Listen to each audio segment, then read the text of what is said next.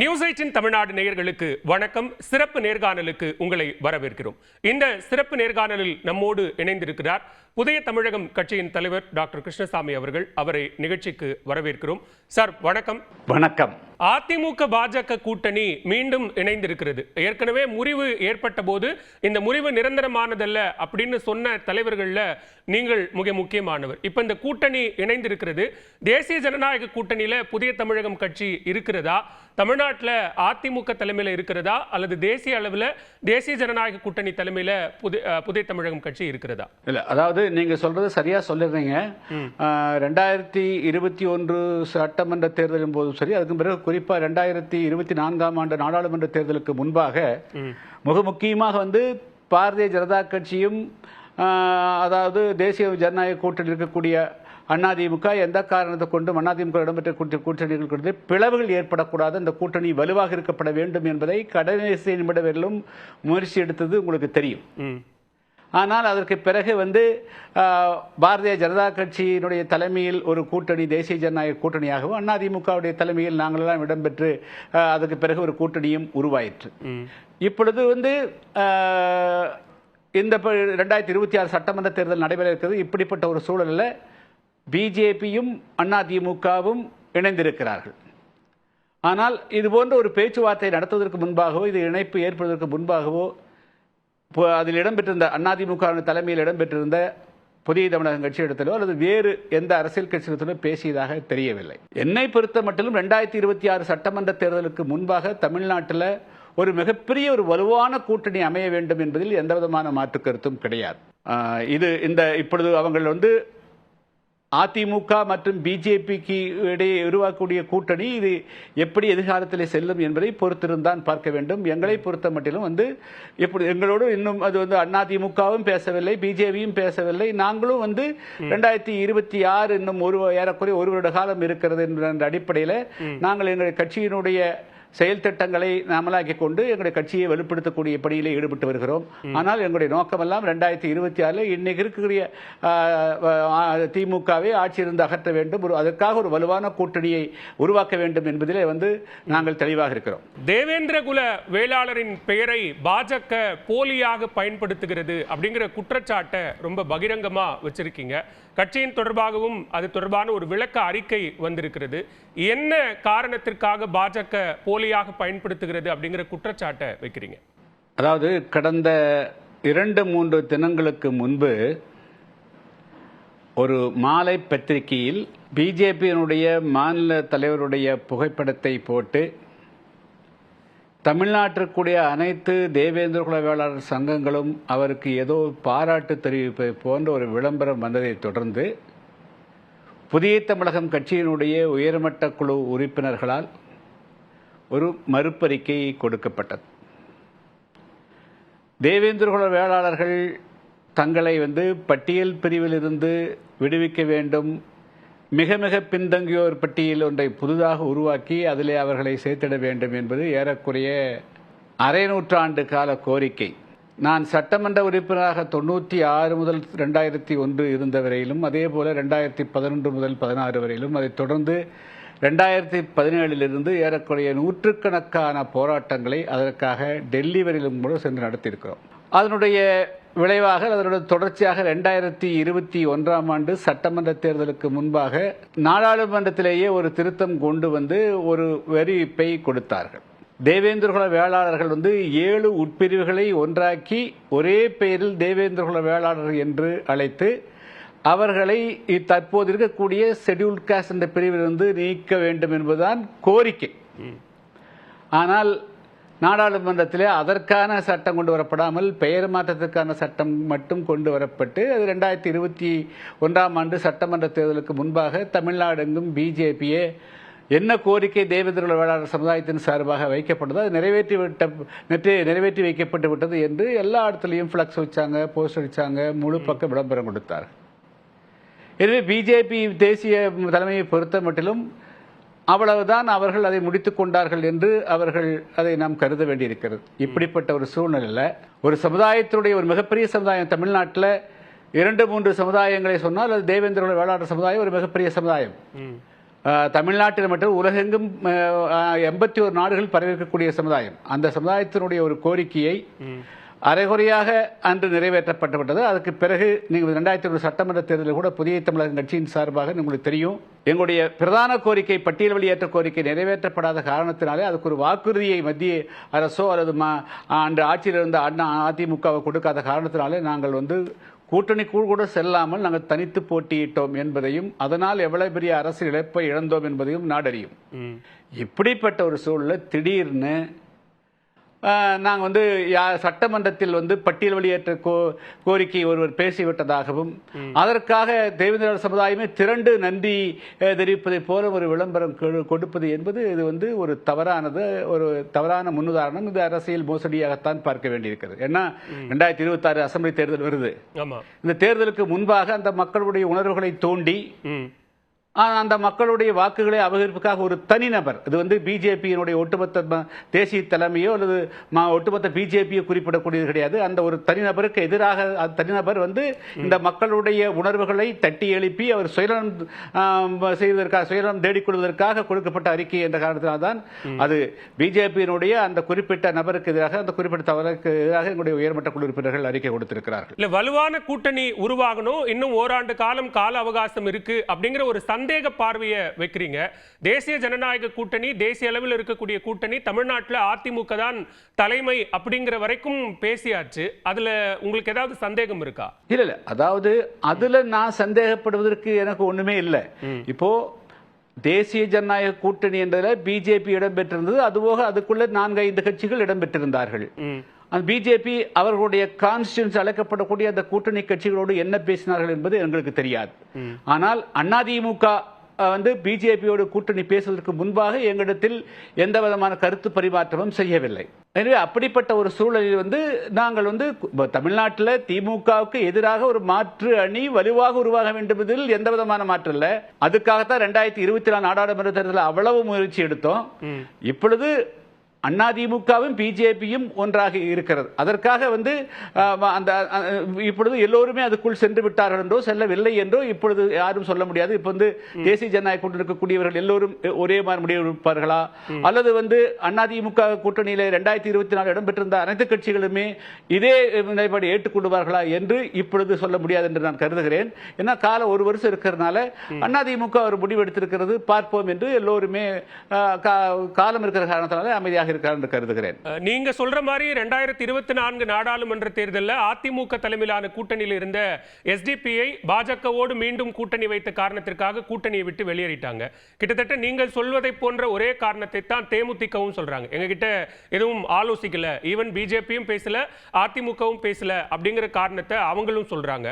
So இப்ப அதிமுக தன்னுடைய கூட்டணி பலத்தை இழந்து விட்டது அப்படின்னு புரிஞ்சுக்க வேண்டியிருக்கா? இல்ல, நான் எடுத்தோன்னு நம்ம அப்படி ஒரு குற்றச்சாட்டை அதிமுக மேல வைக்க விரும்பல. அவர்கள் எந்த அடிப்படையில் உடனடியாக அவர்கள் தங்களை எடுத்துக் கொண்டார்கள், ஏன் அந்த கூட்டணியில் அங்கம் பெற்றக்கூடிய அரசியல் கட்சிகளோடு இன்னும் எந்த விதமான பேச்சுவார்த்தை நடத்தவில்லை, யாரெல்லாம் இருக்க விரும்புகிறார்கள், யார் இருக்க விரும்பவில்லை என்பதை எல்லாம் அவர்கள் ஏன் அதை பற்றி ஆலோசிக்கிறேங்கிறது தெரியல. ஒருவேளை பின்னால் முயற்சி எடுக்கலாம். ஆனால் இந்த நிமிடம் வரையிலும் அவர்கள் அதற்குண்டான எந்த விதமான முயற்சி எடுக்காதனால ஒவ்வொரு கட்சியும் இப்பொழுது நீங்க சொல்ற மாதிரி இன்னொரு அமைப்பு அவர்கள் வேறொரு முடிவை எடுத்திருக்கிறார்கள்.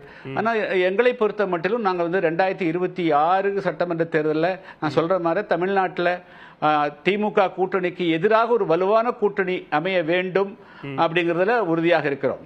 அது இன்னும் சொல்லப்போனா வலுவான கூட்டணி என்பதில் மிக முக்கியமானது கூட்டணி மட்டுமல்ல, அந்த கூட்டணி என்பது கூட்டணி ஆட்சி என்பதையும் உள்ளடக்கியதாக இருக்க வேண்டும். தவிர வெறும் கூட்டணியாக இருக்கக்கூடாது. கூட்டணி ஆட்சி என்பது அதனுடைய அம்சமாக இருக்கணும், அதனுடைய அங்கமாக இருக்கணுங்கிறது தான் புதிய தமிழகம் கட்சியினுடைய அரசியல் நிலைப்பாடு. ஓகே, இப்போ அது தொடர்பான விவாதம் என்பது இந்த கூட்டணி உறுதியாகனத்திலிருந்தே தொடங்குச்சு. திரு அமித்ஷா அவர்கள் பேசினாரு, இது கூட்டணி ஆட்சி தான் அப்படின்னு அவர் பேசினதும் அதை மறுத்து அதிமுக பொதுச் செயலாளர் இல்லை இது வெறும் கூட்டணி தான் அப்படிங்கிறதே மிகப்பெரிய விவாத பொருளாக மாறி. அதிமுக பாஜக கூட்டணி ஆட்சியாகத்தான் இருக்க வேண்டும் அப்படிங்கிறது தான் டாக்டர் கிருஷ்ணசாமி அவர்களுடைய விருப்பமுமா? அதாவது ஒரு நல்ல முயற்சியை அமித்ஷா அவர்கள் எடுத்திருக்கிறார்கள். அதில் மாற்று கருத்தில் தமிழ்நாட்டில் இந்த இந்த கட்சியெல்லாம் பிரிஞ்சு கிடந்ததுனால்தான் அவர்கள் 40க்கு 40 வெற்றி பெற முடிஞ்சது. எனவே அது போன்ற ஒரு நிலைமை 2026 அசெம்பிளியில் ஏற்பட்டு விடக்கூடாது அப்படிங்கிற ஒரு எண்ணத்துல நல்லெண்ணத்துல தான் வந்து மீண்டும் வந்து அதிமுகவை பிஜேபியோடு இணைத்திருக்கிறார்கள். ஆனால் அதுக்கு பிறகு மற்ற அதில் இருக்கக்கூடிய அரசியல் கட்சிகள் எல்லாத்துடைய எண்ணங்களையும் அவர்களுடைய அபிலாஷைகளையும் எல்லாவற்றையுமே கணக்கில் கொள்ளப்பட வேண்டும்ங்கிறது ரொம்ப முக்கியமானதுங்க. இல்ல, தமிழ்நாட்டுக்கு பொறுத்த வரைக்கும் தேசிய ஜனநாயக கூட்டணிக்கு அதிமுக தான் தலைமை தாங்குது. எடப்பாடி பழனிசாமி என்ன சொல்கிறாரோ அதுதான் இறுதி கருத்தாக இருக்கும் அப்படிங்கிற அளவுக்கு பாஜகவினுடைய தேசிய நிர்வாகிகள் சொல்றாங்க. சோ அப்ப அதிமுக எடுக்கக்கூடிய முடிவு தானே இறுதி முடிவா இருக்கும். இல்ல, அதாவது ஒரு ஜனநாயக நாட்டில் அப்படியெல்லாம் ஒரு கட்சி தான் எடுக்கக்கூடிய முடிவு தான் எல்லோரும் ஏற்றுக்கொள்ள வேண்டும் என்ற நிர்பந்தம் அல்லது அது மாதிரி ஒரு உடன்பாடு எந்த அரசியல் கட்சி செய்ய மாட்டாங்க. யாராவது அதாவது ஒரு சின்ன ஒரு படையை வழிநடத்துவது இருந்தாலும் கூட அதுக்கு ஒரு தலைமை வேண்டும். அப்பதான் வந்து அது சரியா இருக்க முடியலன்னா அந்த அடிப்படையில் தமிழ்நாட்டில் சட்டமன்ற தேர்தல் நடக்கிறதுனால அதில் வந்து இன்னைக்கு அதிமுக தான் அதுக்கு வந்து தலைமை தாங்கன்னா சரியாக இருக்கும் என்ற அடிப்படையில் அந்த பொறுப்பை வந்து அதிமுகவிடத்தில் வந்து பாஜக வந்து ஒப்படைத்திருக்கலாம். அதற்காக அவர்கள் எடுக்கக்கூடிய எல்லா முடிவுகளும் அதுக்காக எல்லோருமே கட்டுப்பட்டு நடக்க வேண்டும் என்ற ஒரு போக்கில் அந்த முடிவை நிச்சயமாக அமித்ஷா அவர்கள் எடுத்திருக்க மாட்டார்கள். எல்லா கட்சிகளுடைய உணர்வுகளையும் மதித்து எல்லா கட்சிகளுடைய கோரிக்கைகளையும் மதித்து ஒரு குறைந்தபட்ச அம்ச திட்டத்தில் தான் நிச்சயமாக இந்த கூட்டணி உருவாக்கப்படும் என்ற உணர்வோடு தான் அமித்ஷா அவர்கள் முடிவெடுத்திருப்பாரே தவிர எல்லாவற்றையுமே வந்து அதிமுக நீங்க என்ன சொல்லுகிறீர்களோ அதை கேட்டுக்கொண்டு நாங்கள் கேட்க தயாராக இருக்கிறோம் என்ற ஒரு முடிவு வந்திருக்காது. இந்த கூட்டணிக்கு நீங்கள் தலைமையேற்று நடத்துங்கள், அதை வந்து வழிநடத்தி செல்லுங்கள், எல்லாரும் நாங்கள் வந்து இந்த கூட்டணியை வலுப்படுத்துகிறோம் அப்படிங்கிறது தான் அதனுடைய பொருளாக்க முடியும். வந்து ஒரு வண்டிக்கு வந்து ஒரு கார் இருக்குன்னா 4 சக்கரம் இருந்தா தான் அது சமனாக்க முடியும். 3 சக்கரத்தில் அந்த வண்டி ஓட்ட முடியாது. 4 சமமா இருக்கணும். அந்த அடிப்படையில் இருந்தாலும் கூட டிரைவர் ஒருத்தர் டிரைவ் பண்ணிட்டு போகணும். அந்த மாதிரி வந்து அதுக்காக ஒரு டிரைவர் இருக்கிறதுக்காகவே 2 சக்கரத்தில் வண்டி ஓட்டிட்டு போக முடியாது. 4 கார் இருக்கக்கூடிய வண்டியை 2 சக்கரத்தில் ஓட்டிட்டு போக முடியாது இல்லையா? அதுபோல டிரைவர் ஒருத்தர் இருக்கலாம். அந்த அடிப்படையில் இந்த கூட்டணிக்கு வந்து தமிழ்நாட்டை பொறுத்தளவு மாநில அளவில் வந்து இது தமிழ்நாட்டில் ஆட்சி ஆள்வது ஆறு அப்படிங்கிற அதில் ஒரு சிக்கல் வரக்கூடாது, அதில் ஒரு சந்தேகம் வரக்கூடாது, அதில் ஒரு மோதல் வரக்கூடாது அப்படின்னுக்காக அண்ணாவுடைய தலைமையில் இந்த கூட்டணி அமைந்திருக்கிறது என்ற அடிப்படையில் அவர் பெருந்தன்மையோடு அறிவித்திருக்கிறார். ஆனால் அதற்காக எல்லாவற்றையும் சரணாகதி அடைஞ்சிட்டாங்க அப்படிங்கிற பொருள் கிடையாது.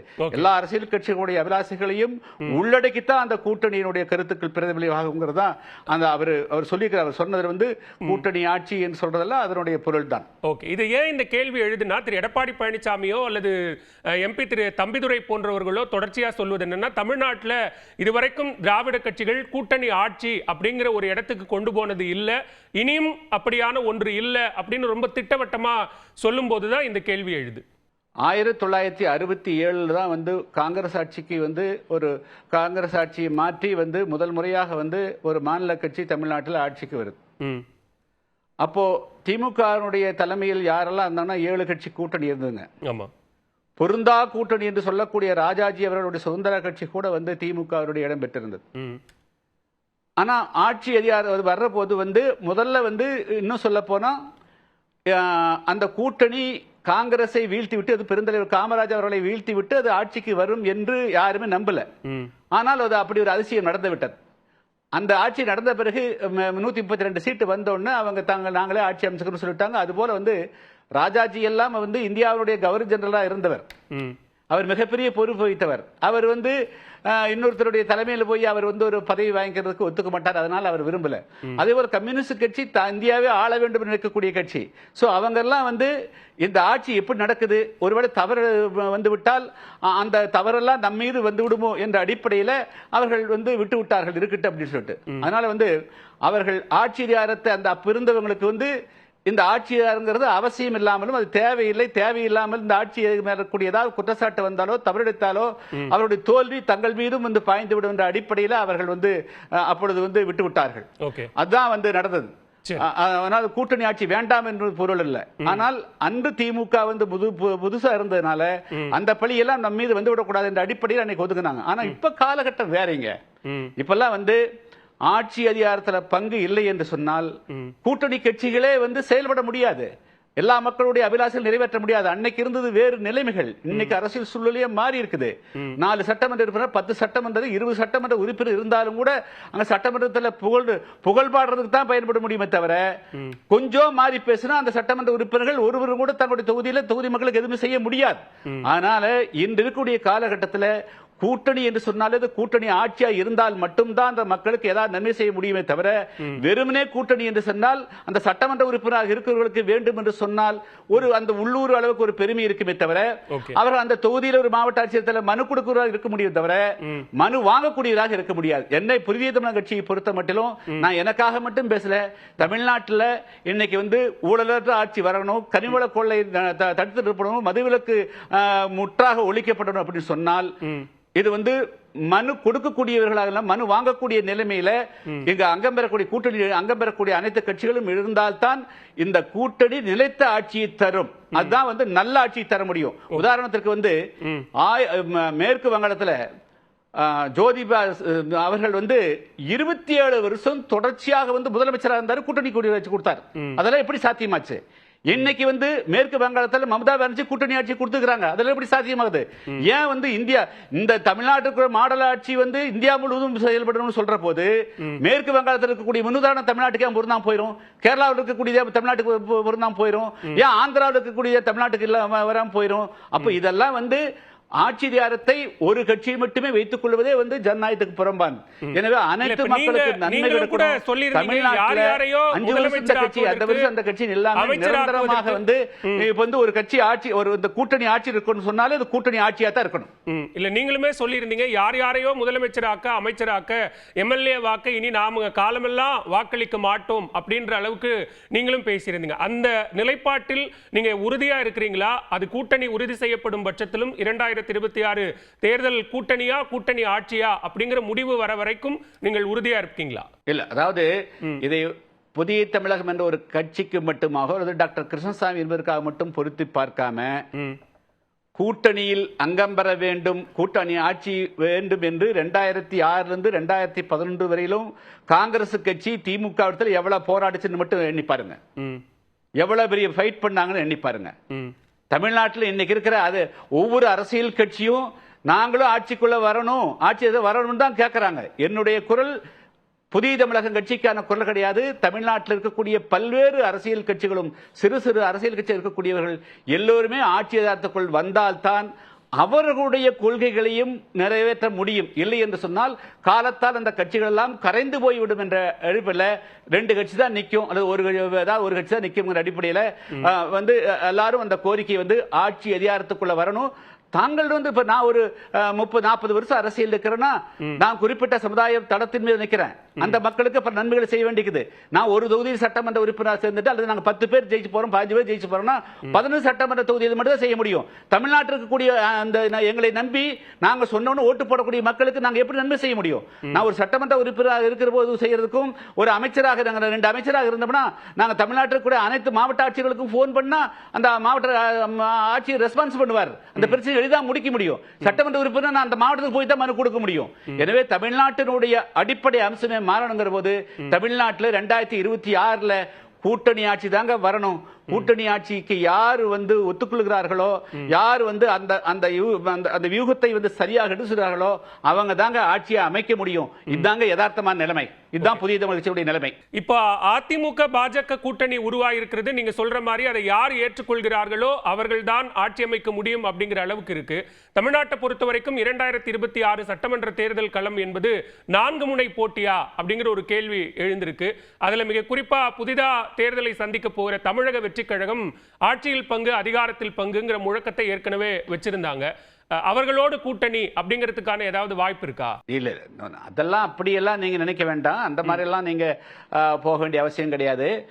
எங்களுடைய நாங்க ஏற்கனவே இப்ப இந்த நிமிடம் வரலும் அதிமுக கூட்டணியில 2024 போட்டியிட்டோம். நாங்களும் வெளியேறல, அவர்களை வெளியேற்றல. அதே நிலைமை அப்படியே இருக்கிறது. வந்து அவர்கள் எங்களோடு இந்த பிஜேபியோடு சேருகின்ற பொழுது இடத்தில் பேசவில்லை என்ற ஒன்றை தவிர பாக்கி மற்றபடியே எல்லாம் இருக்கக்கூடிய நிலைமை அப்படியே நீடிக்கிறது. இது எப்படி இன்னும் 2026 அசெம்பிளி வருக எப்படி போகும் என்பதை பொறுத்திருந்தா எல்லா சூழ்நிலையும் சொல்ல முடியும். திமுக கூட்டணியிலும் கூட இந்த மாதிரியான ஆட்சியில் பங்கு, அதிகாரத்தில் பங்கு என்கிற முழக்கத்தை விடுதலை சிறுத்தைகள் கட்சி எழுப்பியது. ஆனா அது இப்போதைக்கு சாத்தியமில்லை, அதுக்கு இன்னும் காலம் இருக்கு அப்படிங்கிற முடிவோட அந்த கூட்டணி தொடர்கிறது. நாங்க ரொம்ப வலுவான கூட்டணியா இருக்கிறோம், 26லும் மீண்டும் நாங்கள் தான் வெற்றி பெறுவோம் என்கிற உறுதியோடு அந்த கூட்டணி பயணிக்குது. அதை எப்படி பார்க்கிறீங்க? இதிலிருந்தே என்ன தெரியுது, அது குறிப்பா வந்து இந்த விளிம்பு நிலை சமுதாயங்கள், இப்ப தேவேந்திரோட மக்களுக்கோ, ஆதிராட சமுதாய மக்களுக்கோ, நெசவாளர் சமுதாயங்களுக்கோ, அல்லது விஸ்வகர்ம சமுதாயங்களுக்கோ, அல்லது எண்ணற்ற சிறுபான்மை சமுதாயங்களுக்கு கண்டிப்பா ஆட்சி அதிகாரத்தில் பங்கு பெற வேண்டுங்கிறது காலகட்டத்தினுடைய அவசியங்க. நீங்க காங்கிரசுக்குள்ள காங்கிரஸ் கட்சி சொன்னாலும் சரி, அல்லது இன்னொரு அமைப்பு சொன்னாலும் சரி, அதிலிருந்தே தெரியுது தமிழ்நாட்டுக்குள்ள இப்ப வந்து ஆட்சி அதிகாரத்துக்குள்ள போகாம எந்த விதமான காரியத்தையும் சட்டமன்ற உறுப்பினராக இருந்தாலும் கூட செய்ய முடியாதுங்கிறது தான் அதனுடைய வெளிப்பாடு. அதனால பிராக்டிக்கலா திங்க் பண்ணணுங்கிறது தான் என்னுடைய வேண்டுகோள். ஏன் வந்து பங்கிட்டு தாங்களா ஒரு குடும்பத்தில் இருக்கிற அண்ணன் தம்பி சகோதரர்களோட பங்கிட்டு கொடுத்தால் அது என்ன குறைஞ்சு போகுது? அதிமுக ஒரு கூட்டணிக்கு தலைமை ஏற்பதாக இருக்கும் பட்சத்தில் பிஜேபிக்கு ஒரு 4 அமைச்சரவை, புதிய தமிழகத்துக்கு 2 அமைச்சர்கள், இன்னும் 2 அமைச்சர்கள் கொடுத்தா என்ன குறைஞ்சு போகுது? அப்ப நல்ல ஆட்சியை கொடுக்கலாமே. அடுத்த 5 ஆண்டு காலத்துக்கு பிறகு இந்த ஆட்சி மாற்றப்படுங்கிற போது எல்லாரும் சேர்ந்து தாக்கு பிடிப்பாங்கல்ல. இன்னைக்கு வந்து ஒரு கட்சி மட்டும் தானே டிஃபெண்ட் பண்ண வேண்டியது. அதனால இந்த ஆட்சி தொடர்ந்து 5 வருஷம் கழிச்சு 10 வருஷம் 15 வருஷம் தொடர்ச்சி ஆளணும்னு சொன்னாலே இந்த அங்க பெறக்கூடிய அனைத்து கட்சிகளுமே கூட்டணியில் ஆட்சியில் பங்கு பெற்றால் எல்லாரும் டிஃபெண்ட் பண்ணுவாங்க. அப்ப அந்த ஆட்சிக்கு எதிராக ஒரு குற்றச்சாட்டு சொல்லுகின்ற பொழுது அது எல்லாரும் பாதுகாப்பாங்க. அதே போல எந்த குற்றச்சாட்டு எழாமலையும் அந்த கூட்டணியில் அங்கு பெறக்கூடியவர்கள் கனிவள கொலையை தடுத்து நிறுத்துறதுக்கு எல்லாம் குரல் கொடுப்பாங்க. அப்ப வந்து அந்த கட்சிகளை மீறி ஒரு கட்சி மட்டும் எந்த தப்பு பண்ண முடியாது. அப்போ ஒரு நல்லாட்சி நடக்கணும், அனைத்து மக்களுக்கான ஆட்சி நடக்கணும், பார்வோற்றும் ஆட்சியை நடக்கணும் சொன்னாலும் அது கூட்டணி ஆட்சியா தான் இருக்க முடியும். அதனால இது இப்ப முடியாது, இன்னொரு காலகட்டத்தில் என்னைக்கு கரியுது? என்னது 67 வருஷம் கழிச்சு இன்னும் கரியலையா? இதெல்லாம் என்ன பேச்சுங்க? இதெல்லாம் வந்து தவறானது. இது வந்து இப்பொழுது இன்னைக்கு இருக்கிற யதார்த்தம் 2026ல கூட்டணி ஆட்சிக்கு ஒத்துக்கொள்வது என்பதுதான் உண்மையான ஜனநாயக மரபா இருக்க முடியும். சரி, பொறுத்திருந்து பார்க்கலாம் அதற்கான காலம் கணிகிறதா அப்படின்னு. நேரலில் பங்கேற்று எங்களுடைய பல்வேறு கேள்விகளுக்கும் பதிலளித்தமைக்கு மிக்க நன்றி டாக்டர் கிருஷ்ணசாமி.